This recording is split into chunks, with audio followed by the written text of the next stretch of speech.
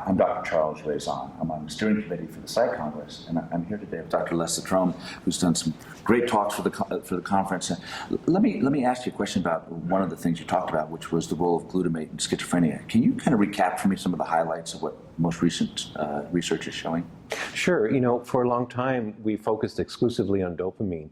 And that we have in our revised theory of dopamine in schizophrenia is that we don't have enough dopamine in our cortex, and we have too much dopamine in the limbic structures. Yeah. So we have that dopamine in the limbic system gives us hallucinations, delusions, and insufficient dopamine in the cortex means that our patients with schizophrenia is not going to have enough cognitive abilities and have dysregulation of their mood. And so we need to have some treatments that will improve that. With glutamate, we have sort of an answer here, because dopamine alone doesn't really explain what's going on. And it turns out that glutamate is driving dopamine. And these glutamate neurons network with dopamine neurons actually explain a whole lot.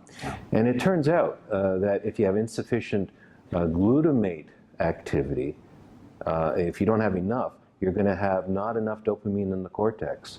And interestingly enough, because of GABA interneurons that turn excitation into an inhibition, you'll end up with dysregulation of dopamine in the limbic structures. Yeah.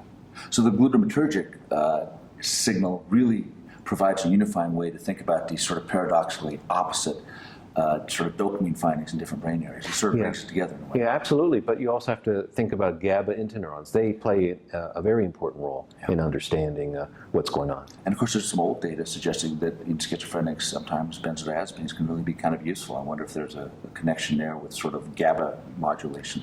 Well, potentially. But I think it serves as a better explanation for a whole new class of molecules, looking at perhaps ameliorating the NMDA receptor hypofunction that we may be seeing in schizophrenia.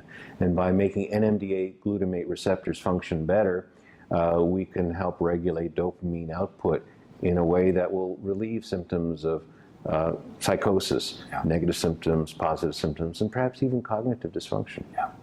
Dr. Citrome, thank you so much. Great talking to you. Thank you. Thank you.